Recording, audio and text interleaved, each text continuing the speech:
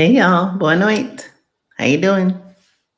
Feliz quinta-feira. Look, it's it's me and Bailey, and it looks like me too, right? See, it's got my name and a little Bailey. It's Bailey.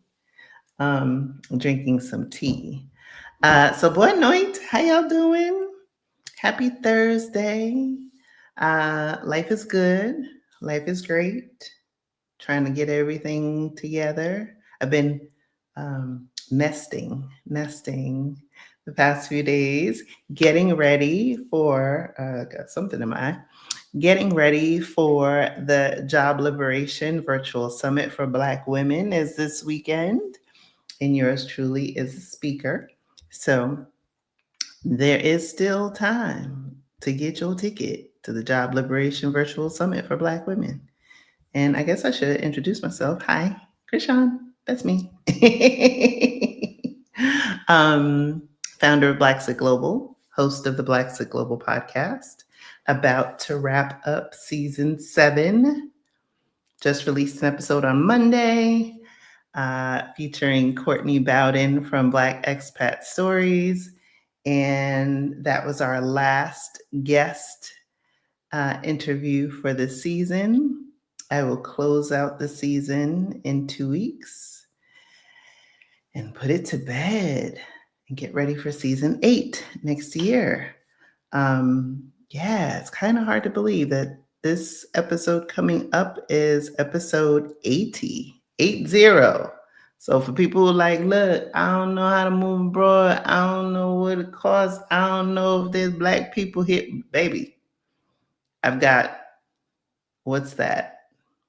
Over 80 hours, over 80 hours of that content alone, right? Been at this for 5 years. And speaking of 5 years, Blaxit Global turns 5 next month. Woo, woo, woo. And we will be celebrating, well, next month I'll be celebrating my birthday, but Blaxit Global will be celebrating turning 5. We are having a blowout. So first we are having a yacht party. There are still tickets available for the yacht. It is October 23rd, 2025. You guys have been buying the tickets. I love it. We're going to have so much fun working on the playlist. I have already told everybody in the Blaxit Global Passport group to start practicing, okay? We need to make sure we got boots on the ground, down pat. Keep on stepping.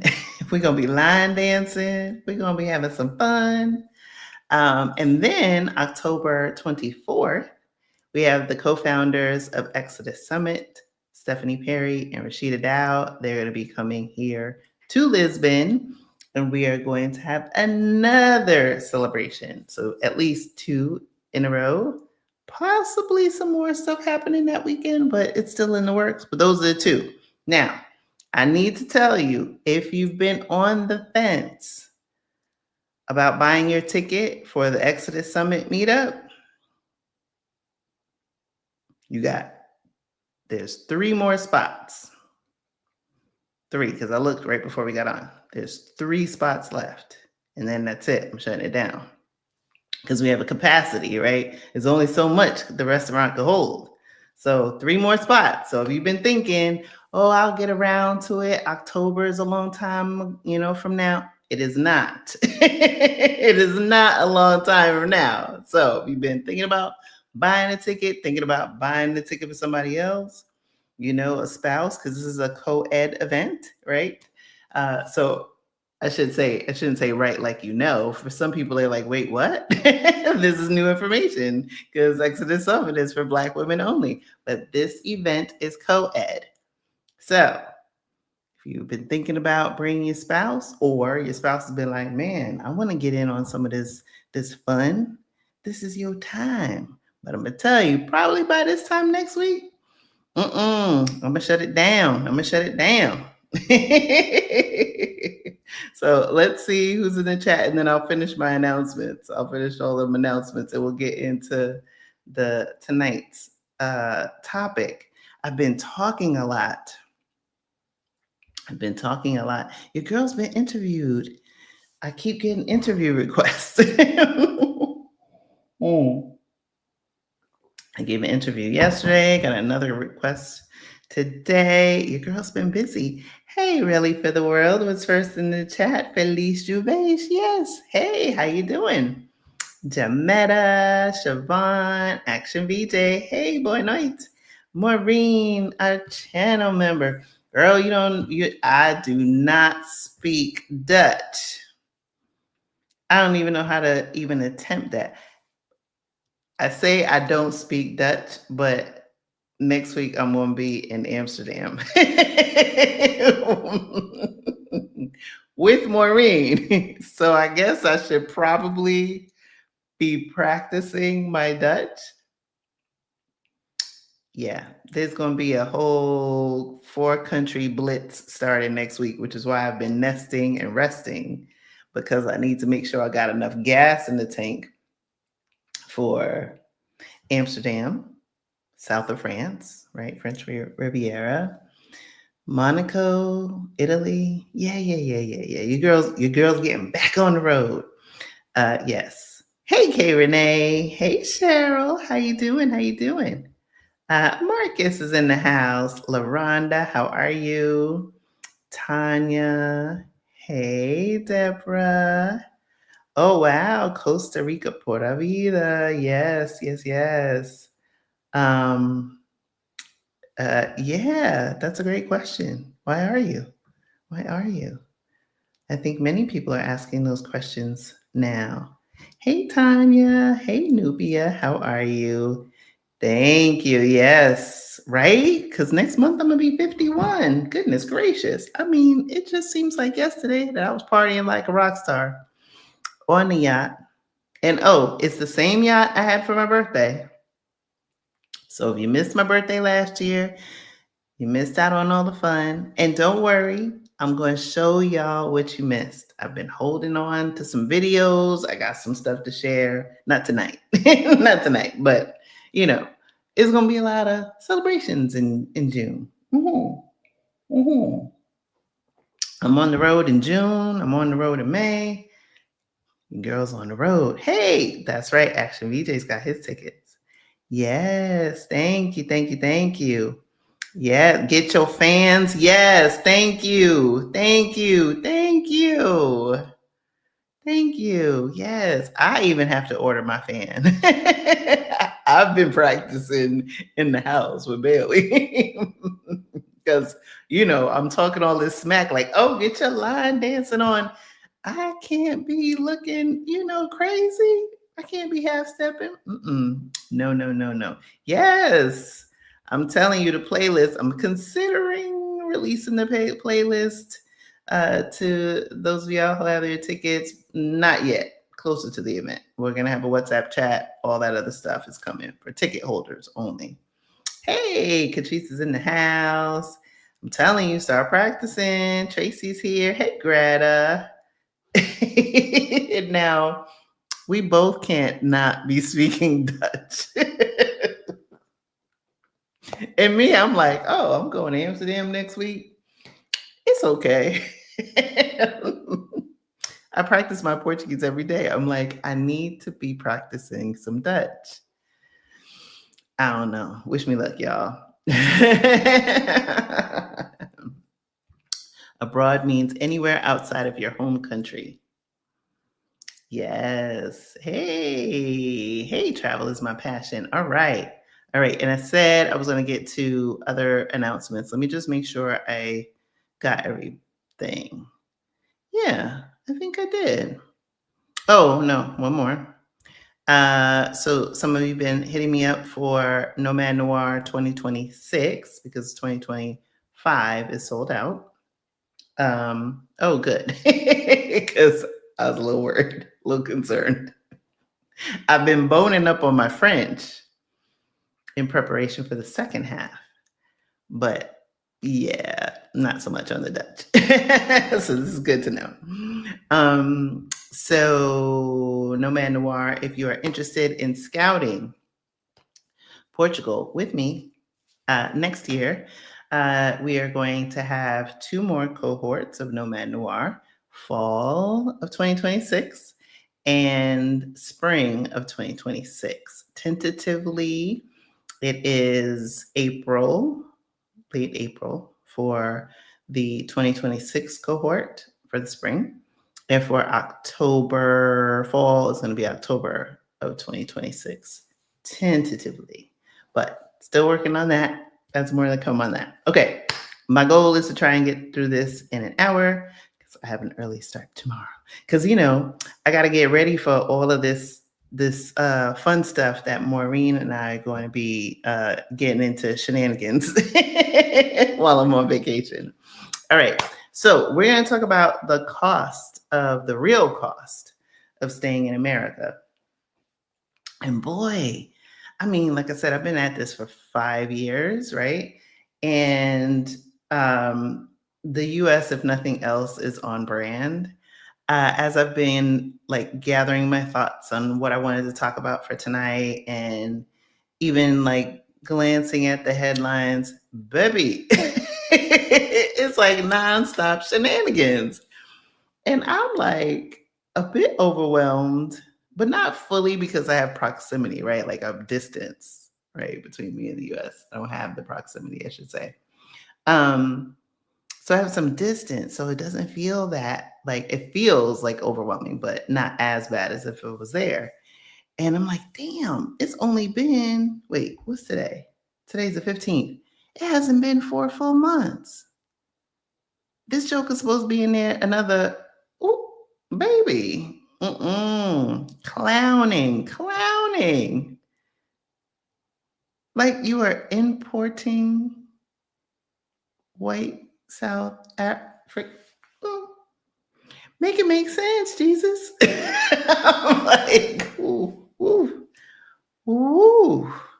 But anyway, I digress.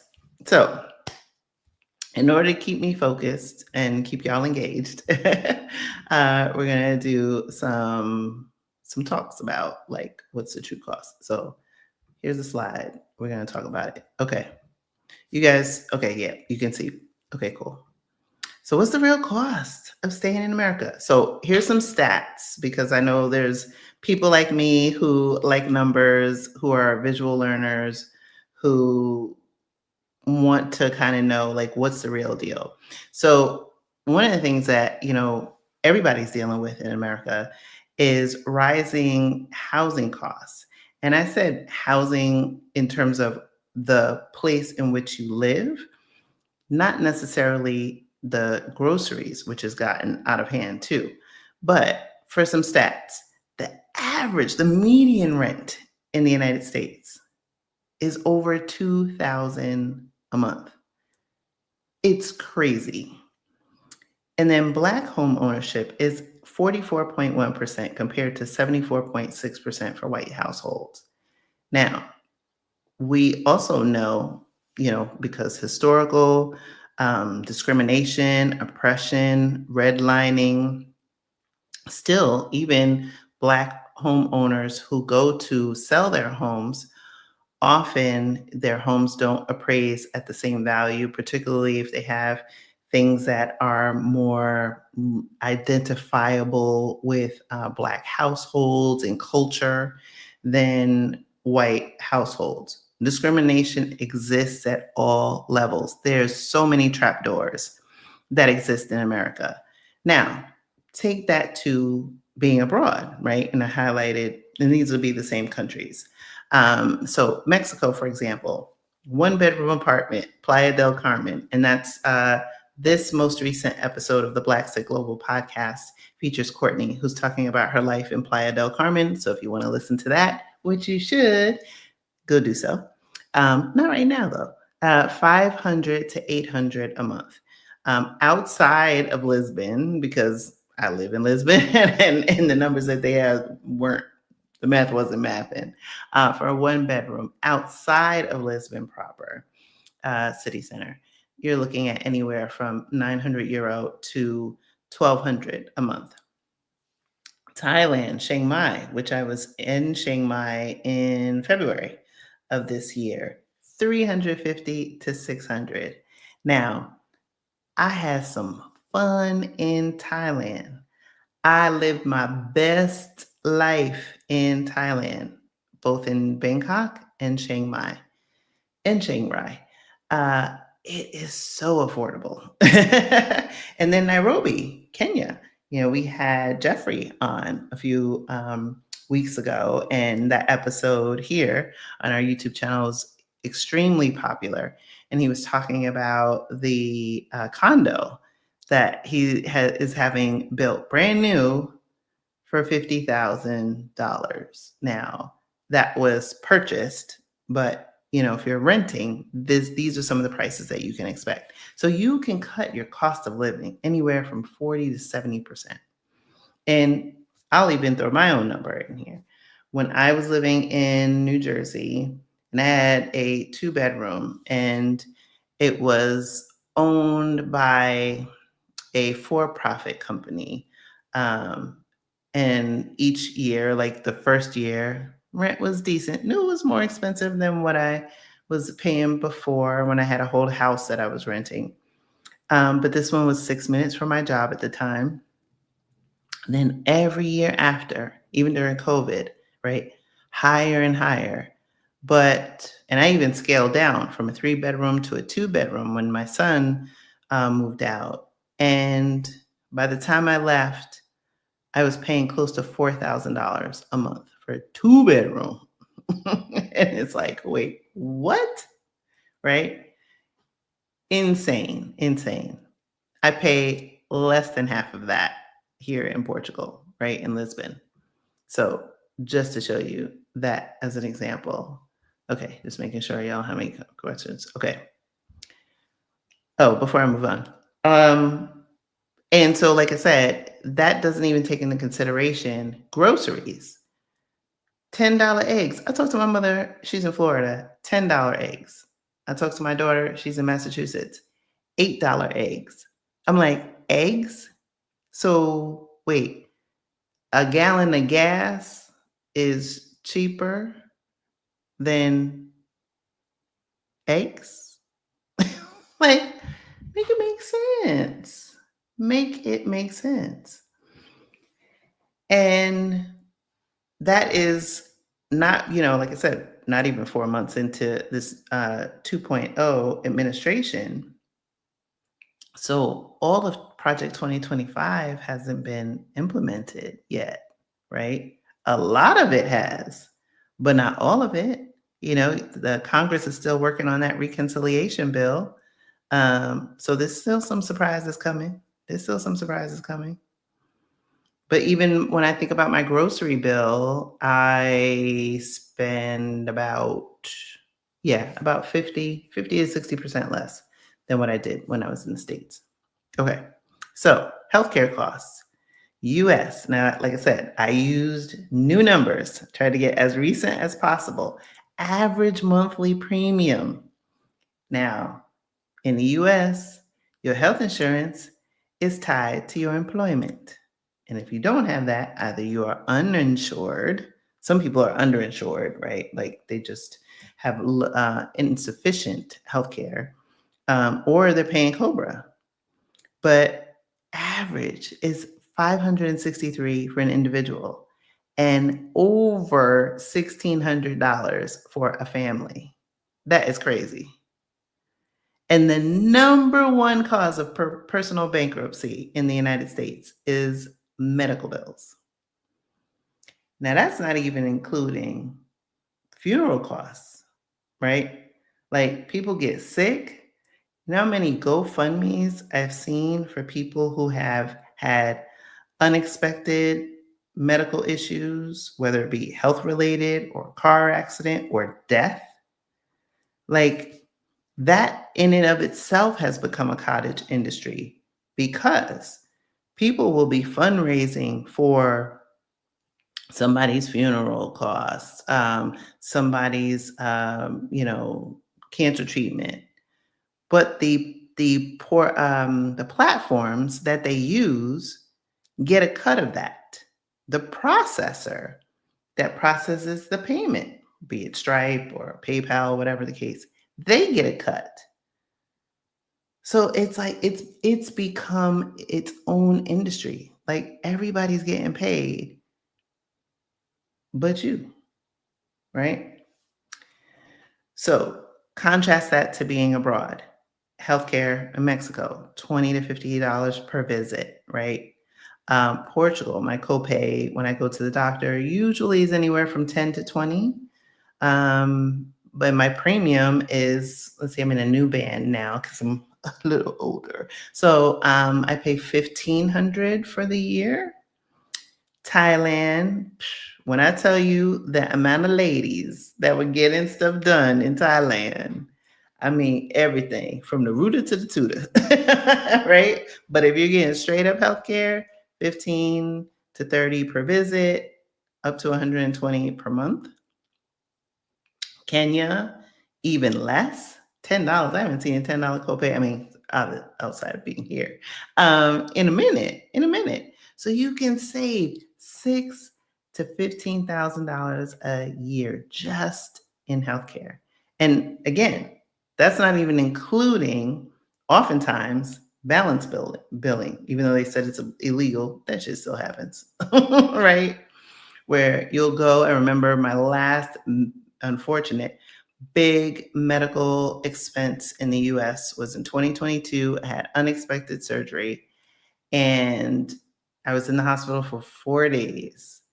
That damn bill was like, I think it was like $38,000 and I was responsible for 6,000. And I knew I was moving abroad the next year and I was like, damn, you know how many months I could be living my best life in Portugal or traveling the world with that? And half the time you go into the hospital, especially if you're hospitalized, right? Somebody's coming there and they're scanning this, they're scanning that. You don't remember doctors' names. You don't know the people that are coming in, but yet you get this big ass bill. And for what? Make it make sense. Yes, absolutely. The absence of stress. Hey, Jess. Greta said, if I take Cobra, my cost will be, wow, $1,300 for one person? Sheesh. And that's in upstate New York. Yeah, just for her. That is crazy. Yes. Prices have edged up. And it's great that you mentioned that, Jess. I was just reading an article before we got on, and it said that the retailers, Walmart, it was on CNBC.com for anybody who wants to read it afterwards.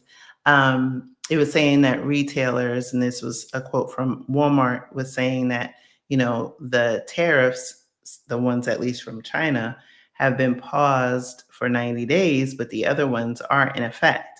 And so it's not possible for the retailer to absorb the cost increase. And so they're going to be passing it on to the consumer. They're telling you in your face what's coming. And so some people, a lot of people, can barely make ends meet with their main job. And so they fill the gap either through, freelance work. Sometimes people are driving Ubers, renting out an apartment in their home, doing a lot of different schemes. Some of that I'll go into during my talk at the Job Liberation Virtual Summit, because I'll be talking about ways to earn additional income. But most people use credit cards. And so credit card consumption has been through the roof. And as somebody who used to do digital marketing for a major consumer packaged goods company, when you're pricing different things, you're looking at all of this data. And part of what retailers, manufacturers look at when they're setting prices or increasing prices is, what's the cost of goods? What's the competitive set, right? So what are my competitors charging for this same or similar product? And then what is the max the customer is willing to pay? Because if they start to see people pull back from brand names, or people aren't buying as frequent, people are buying smaller sizes, or people are going to big box stores like, Costco, so they can get more value, right? That's when they know they've gotten to this threshold where, okay, it's kind of called price elasticity, where there's too much friction. And so that's when you start to see them pull back. They'll do deals and all this other stuff because they want to incent people to purchase. Well, because so many people have been filling the gaps with credit cards, which allows them to continue spending, guess what you're not doing? You're not showing retailers that you've reached your limit. There's no such thing as enough in the US. And so what happens? You continue to have inflation. When you think about the prices that you paid for one thing in 2019 or even early 2020 to what you're paying now in 2025, and that is pre-tariff full implementation, baby. Mm-mm-mm. Mm-mm. Mm-mm. Mm-mm. Nope, nope, and nope. Mental and emotional health. In America, 44% of Black adults report anxiety and depression. I was in that camp.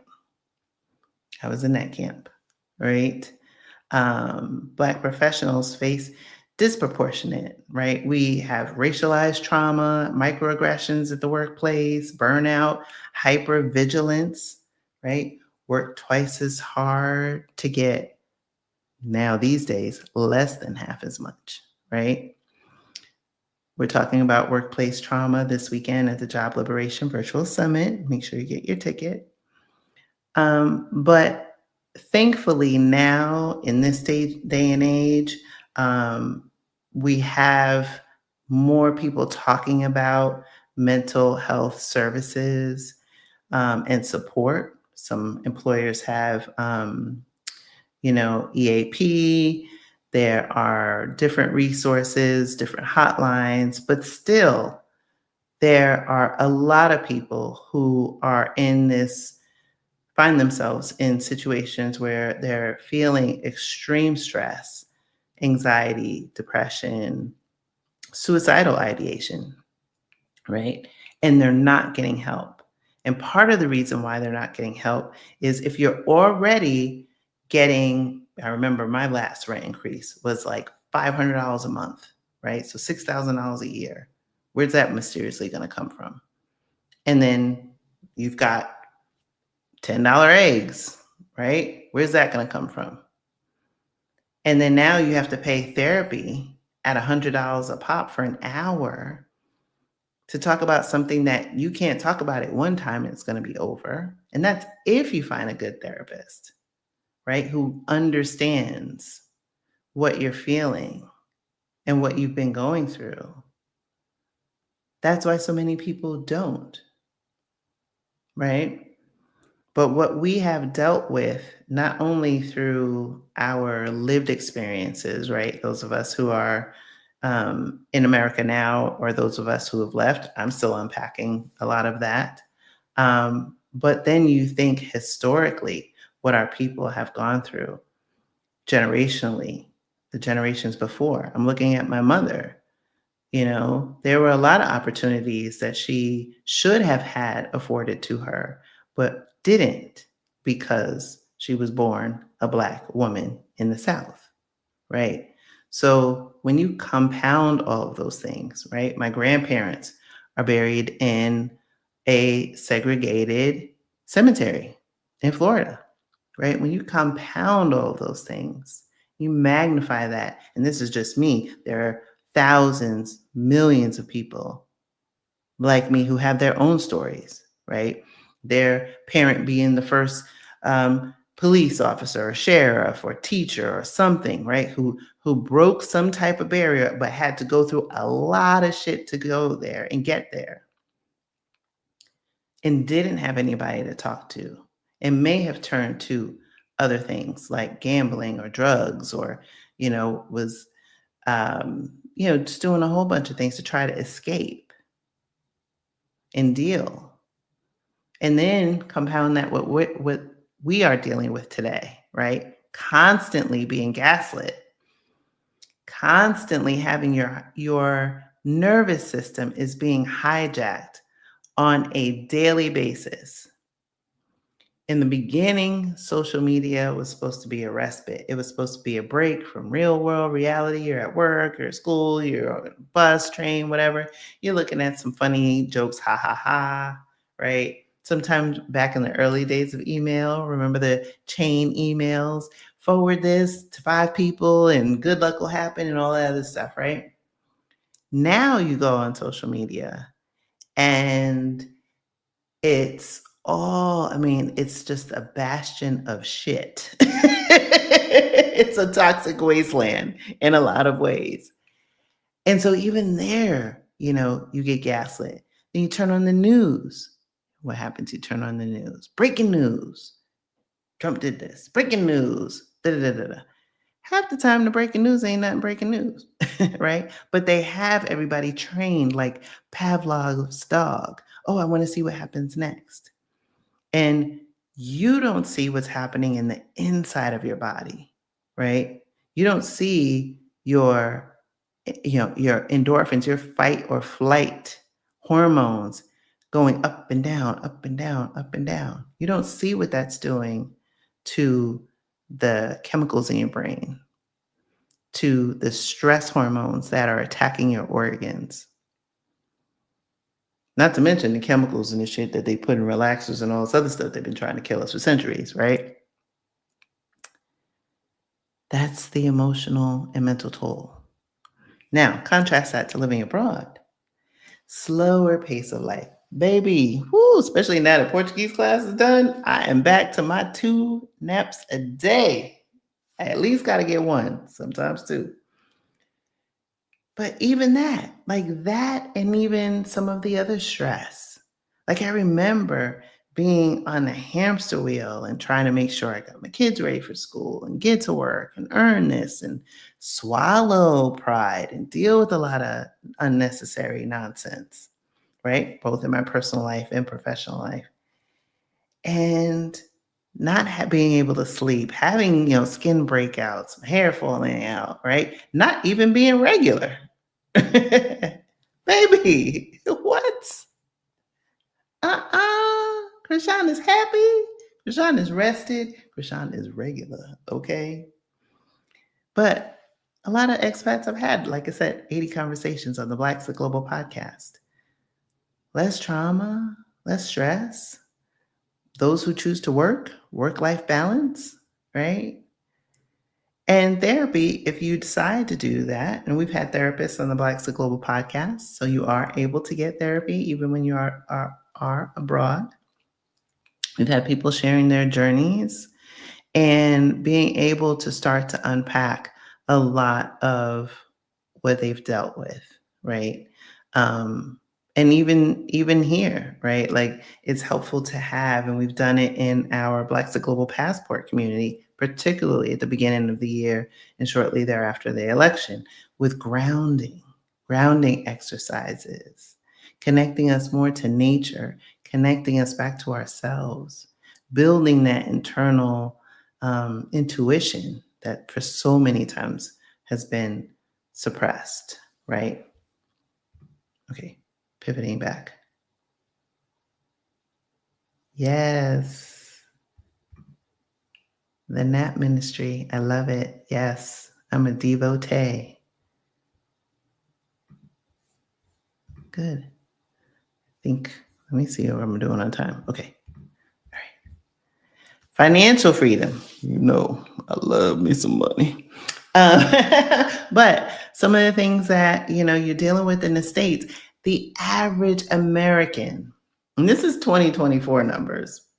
I'm sure this is pre $10 eggs, right?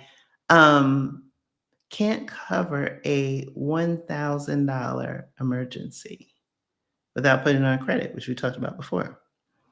And Black wealth, 24,000 net worth, right? Compared to 189,000, over 189,000 for white households. And keep in mind, the biggest transfer of wealth is happening now, where you have boomers who are at the end of their life cycle who are transferring massive amounts of wealth to their heirs and other descendants.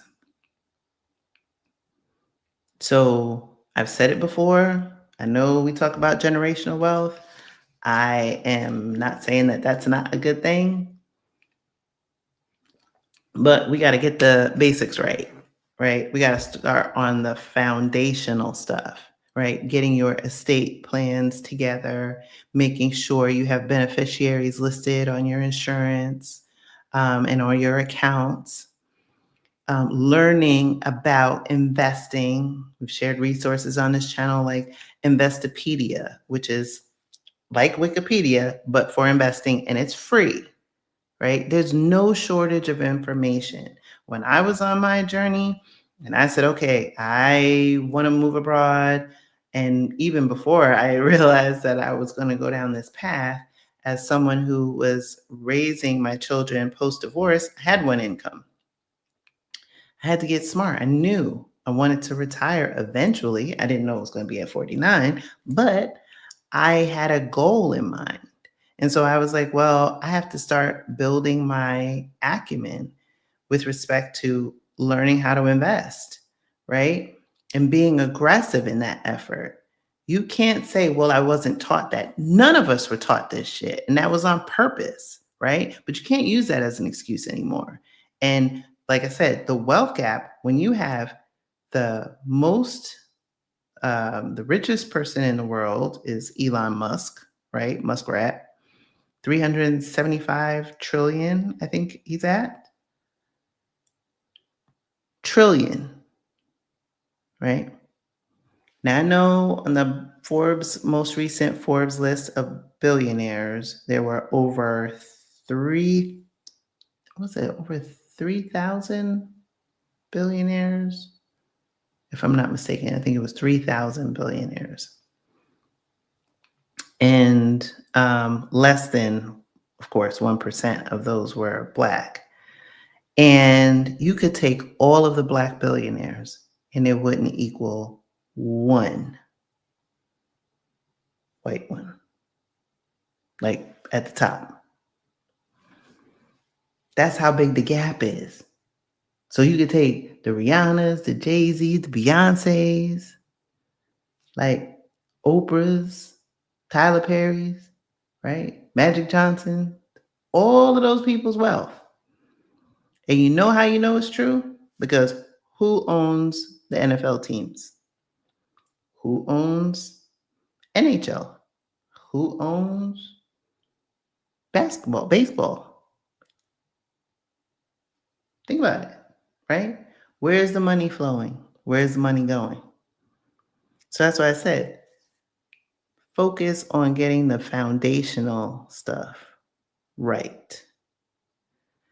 Those that move abroad are able to significantly lower their cost of living while having disposable income. I have traveled now, well, next week it'll be 24 countries by next week, somewhere around there. And most countries, there's no such thing as credit. Definitely not a credit report. That's some more American stuff, right? They invented that. Everything boils down to racism, right? But people in other countries, while their incomes will be lower compared to the United States, their cost of living is less. So they have greater savings compared to Americans. It's easier to buy homes in other countries because they have the money, right? You see people buying cars. Portugal, by Western European standards, is supposed to be the poorest country in Western Europe, or one of the poorest countries in Western Europe. These people drive some nice cars. Okay. They are not like blah, blah, blah, blah, blah, blah, junk cars. And it's not on credit. And if it is, it isn't outrageous amounts of credit like they have in the United States. Like I look at my credit report and they're like, oh yeah, you've got whatever, $100,000 access to credit. It's like, what am I going to do with that? Like, that's so stupid. I don't need that much money. But when you take advantage of things like geo arbitrage, which is earning your money in USD and living in a currency that allows you to have either a lower cost of living, or if you're like me, the euro is stronger than the US dollar, but my cost of living is lower. So while I do have to deal with fluctuations in the exchange rate, overall net net is still in the positive. So the takeaway here is that you can live well. You can get out of survival mode and learn how to thrive.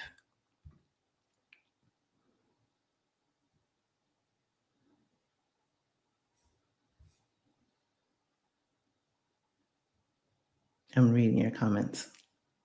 Okay. And then this is the last one, generational security, right? I have a child that my daughter just moved off of campus today. She finished her sophomore year. Yay! 2 down, 2 to go. I'm very proud of her though. With college, my son, he finished his associates last year, and they both are in the United States, right? If I had to pay and live in the United States, there was no way I was going to be able to retire, even with a significant investment portfolio, right? It would have been untenable. It is just too expensive, right? The average cost, and my daughter's tuition fits in the average, $25,000 to $55,000 a year. I had a relative that went to Drexel, and this was some years ago. At the time, was $65,000 a year, and this was, like I said, some years ago. So I can only imagine what that is now. But then when you add things like estate tax, wealth gaps, which we just talked about, racialized barriers to home ownership, and daily concerns for your safety, your children's safety, and seniors. Seniors don't even have the opportunity now to age in place. Even if, I was having this conversation with my mom, about her becoming of age. What happens if you can't drive anymore, right? You live in Florida. There's no sidewalks. You can't walk to Walmart.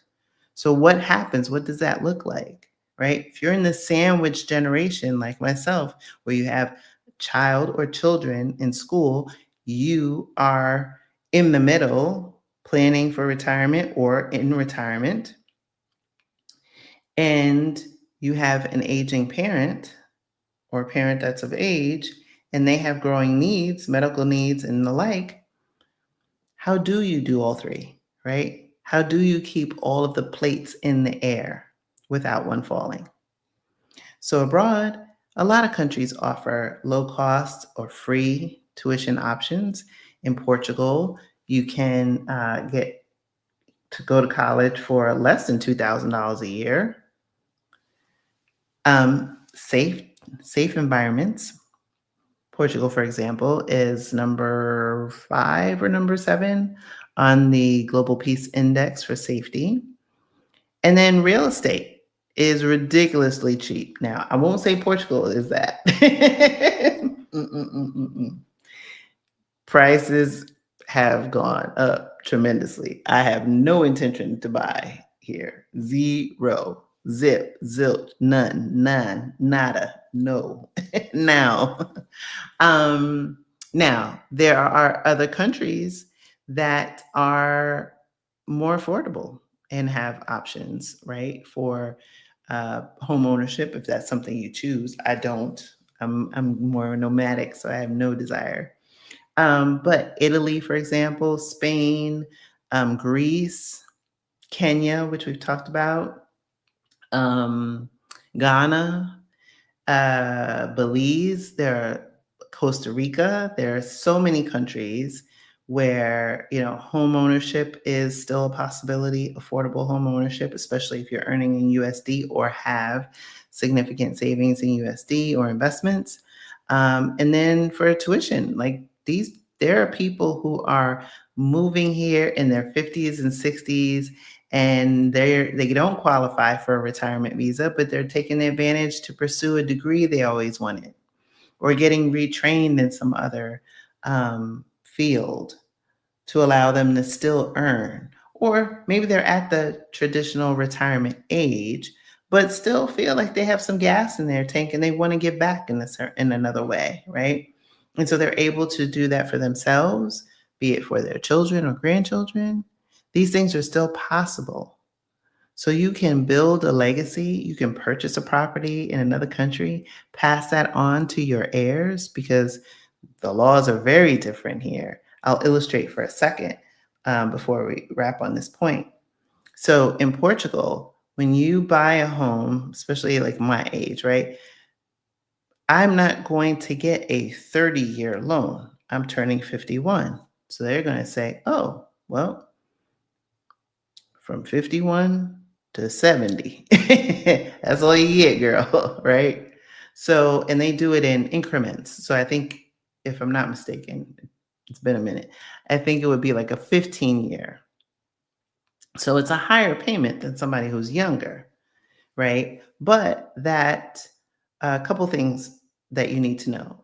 For Portugal specifically, you would need to put anywhere from 20 to 30% down into the transaction. In addition, the bank, if you're pursuing a mortgage, is going to require that you have life insurance on what you owe the bank. So you die, they get paid, right? That satisfies what you borrowed. Your heirs then get the house. Unlike what happens in the States, people are of age, they get these crazy reverse mortgages, they get these arms, all these crazy, fancy, scam products that are basically keeping you tied to the system, right? Different set of chains. And so, what I'm saying to you is that this is not how it is in the rest of the world. This is what happens when hypercapitalism, well, when capitalism becomes hypercapitalism and late stage capitalism, which we'll talk in another episode, goes awry. And people who have been historically disenfranchised are left to fend for themselves in a country that is stripping away the last bits of quote unquote safety nets that once existed. And promise this will be the last point. I know that Medicare and Social Security is under a lot of pressure and a lot of scrutiny. Historically, it is, but this time, right? You got Darth Vader in there and his homies. One of the things that I shared in our passport community this week is that now that they are going after the student loans, and especially the people that are in default, and over I don't think if I'm remembering the article correctly, there's over 2.1 million people who are collecting Social Security age 62 or older and have student loans, and over 400,000 are in default. And so what they've decided is they're going to garnish your Social Security, but they've decided that they will only allow you $760. So they won't take it all. They'll leave you with a little bit. But what's $760 when the average rent is $2,000 a month in the United States? Okay, that's my spiel. What I do? 49 minutes. Okay. Yeah.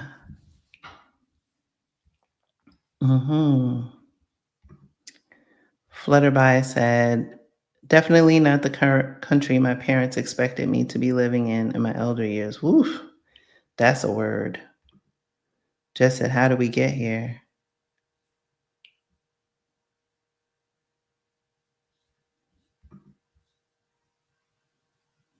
Yeah, exactly. And so you have people that are being displaced and they're in their golden years, right? The whole reason why they created Social Security was because there were so many people who had worked, had gotten to a seasoned part of their life. And remember, the life expectancy when things like Social Security was created is not like it is today. Life expectancy, average life expectancy in the United States is 76. Average. Most people are average. So they scam you into work until you're 65. At best, you're going to have 11 years. And 11 years of struggle when you're already tired, when you already have dealt with weathering and everything else. If you're lucky, if you don't get, you know, some other bad thing that happens. That's why getting out early is better. And that's why taking your Social Security is better at 62 when you do the math. And this is going to be a little homework, right? Go pull down your Social Security statement. Look at what it's going to cost you if you take it at 62. Let's say hypothetically it's 2,000, right? But if you take it at 70, it might be 3,000. So some people say, "Oh, I need that money. I could just keep on working and get to 70 and get 3,000." That's not the way to look at it, right? Because the average life expectancy is 76. So what you should be doing is taking that 3, multiply it by 12, then multiply that by 6. Then take 62, right? That 2,000, multiply that by 12, get your annual, and then multiply that by 14. It's going to be a bigger number because you look at the total amount you're going to be getting from 62 to 76, right? 70 to 76 is a shorter period of time. That's less money. That's money that stays in the US. Remember, when you die, that money's not going to trickle down to your heirs. And even if you, because most people are not going to have minors, it goes back to the government. Greta says she's taking it at 62. Me too. Me too. Yes, they created it because there were people who were starving to death. And then they carved out domestics. They carved out a lot of jobs that Black people were over indexed in, right? To keep us out. Just like, men that served our country in war in World War II and came back and they weren't able to take care or take advantage of different programs that were available to white servicemen, right?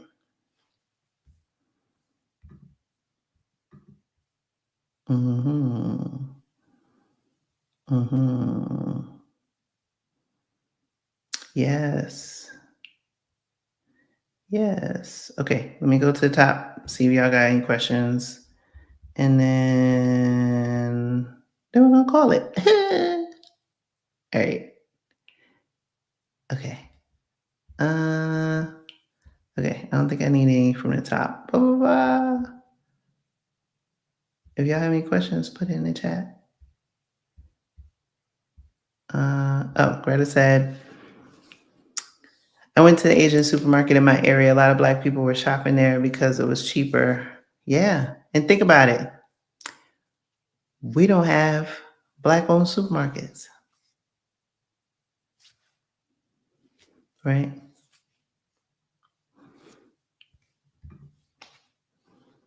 Jess just walks past the eggs. Mm-hmm.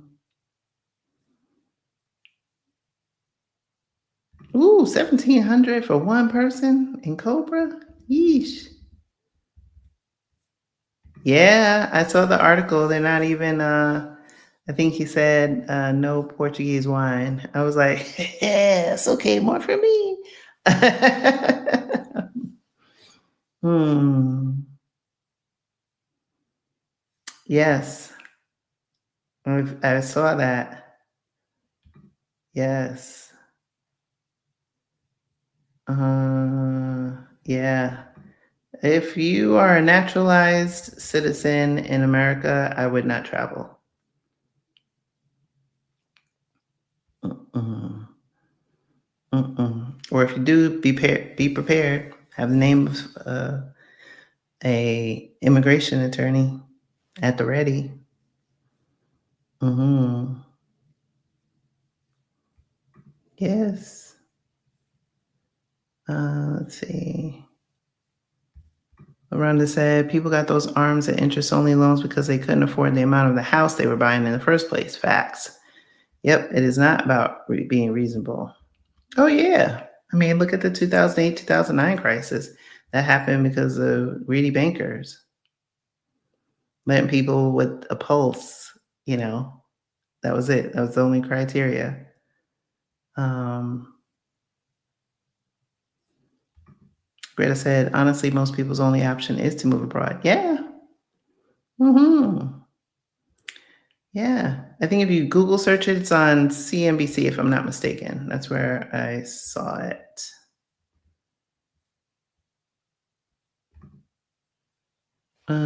Before Social Security, yes, we talked about that. Rhonda said, I'm taking it at 62. We'll be filing end of December 2025. Yay! That's what I'm talking about. Oh, so you can do it 90 days before your birthday. Okay, that's good to know. I'm going to keep that in mind. Now, I still got a ways to go, but still, it's good information. Jess said, I keep looking at U.S. expat teens returning back to the U.S. for college. Yeah. And I think I understand. It depends on what country they're in. So some people want to do it because their parents, well, it's multi-layered, right? Some people, young teens, want to go back to the United States because this is their first major adult decision, right? Their decision. Hopefully they've made it, and they've thought through the pros and cons and talked to their parents. And then also, depending on the country, right, they may have been in a country where they didn't speak the language or didn't speak the language enough or was in the United States for a long period of time. And so there's a level of familiarity, right? And also because, US culture is really exported to a lot of countries, you know? It may not be politics, like a little bit more now because of who's in the White House. More US news is starting to permeate here, but the movies, right? Movies, television shows, those music, right? These are things that are exported and influence other cultures. And so sometimes people, kids want to be back where that is. Thank you. Thank you, Anya.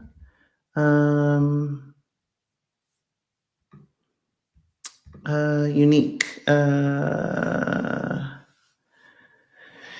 never factored in Social Security into my number. If it was there, it was going to be icing on the cake. It's like, hey, if it's there, cool, great. I can go on another trip. If it's not, it's okay. I still sleep at night. But yes, you have to know your numbers. And, when I looked at my last statement, I guess a couple months ago, it said like, factor in that it might be 20% less or whatever verbiage they had on there, some foolishness. But that's a scam. Social Security is a scam. You pay into that system off the top, right? And then that money doesn't go to your heirs when you die. It literally cuts off when you die. And so if they had just deposited that money and they found out you died the day before, they're going to snatch that money out the account, right? And then they call it an entitlement program. So what you're paying today is basically paying for the person who's getting it now. And so then what? And it's a whole cluster. Now contrast that, and I haven't really paid that much attention to it, but this was a few years ago when I was looking at places to move abroad. And one of the things that I was interested in were countries that had superannuation. You can Google it. Superannuation is basically maybe like I guess, almost like the equivalent of Social Security, but better. And so when I was in New Zealand, which is a superannuation country, I remember my Uber driver was saying that he said, "Oh, the government had just put money into his Kiwi account," and I was like, "The government put money into your bank account? You mean didn't take it out?" He was like, "Oh yeah, no, no, no. They put it in. They put in your Kiwi Saver." I was like, "Well, what does that do?" He's like, "Oh, your Kiwi Saver, they put this money in your account and you can use it to buy a home if you want." It was like to buy a home or, oh, what was the other thing? It was home ownership, I think, or maybe go to school. No, it wasn't school. The school is like low cost. It was buy a home or retire, something like that. But KiwiSaver, superannuation countries. Australia is a superannuation country. There's a few. But you have to work and pay into the system. I think it's like 10 years because I was thinking, ooh, 50, I'll work till I'm 60. Baby, I cashed out at 49. But at the time when I was thinking about this and strategizing, because I had such a long runway, I had 7 years to my move. I was being very strategic. And one of the things I looked at were what were the retirement schemes in other countries. Could I work a certain period of time, pay into a system in another country, get that benefit, and also whatever I had in savings and investments, and or what was due to me through Social Security. So, like I said, these are some of the things that you can think of. Uh, yes, that's what I'm saying. Yes. Mhm. Yeah. Yeah. Yep. That was another crook, damn Reagan. Uh, yes, absolutely. They just opened, I think, another one in Portugal, Nova English campus. Um, Winnie said, "I took mine effective 1/1. Yay! Went to Panama." That's right. Pensionado. Good for you. Uh, whoa. 700 something. Wow. Yeah. So I'm telling you, invest, invest, invest. Willing to fail. I'm 37. They told us back in middle school that wow. Man, what a deflating thing to say to a young person. Wow. That is wild. Hmm. Hey, CK. Okay. I think that is it. I think we did it. 1 hour, 3 minutes. That was the goal. All right, y'all. Next week, I will be back and I will be with a guest. We will be on the road, so I won't be in my usual setup. Who knows how much light, if light at all, we're going to have. We're going to be on the road. So tune in for that. We'll be having a conversation. So Maureen will be joining us again. You can listen to Maureen's episode this season on the Blaxit Global podcast. Hopefully you found this session to be illuminating and let you really start to think, especially when you look at some of the cost of living indicators that I've shared previously, like the Earth Awaits and other sites like that, where you can do more cost of living analysis on your own. But hopefully, this really illuminated what the true cost, what the real cost of staying in America is costing you. I look forward to seeing you next week. In the meantime, get your tickets to these events this October. And I will also see some of you this weekend at hopefully, right, at the Job Liberation Virtual Summit for Black Women. I'll be giving my talk on Passport to Prosperity. So, with that, I look forward to seeing you then. If not, I'll see you next week. Ciao, ciao. Boa noite.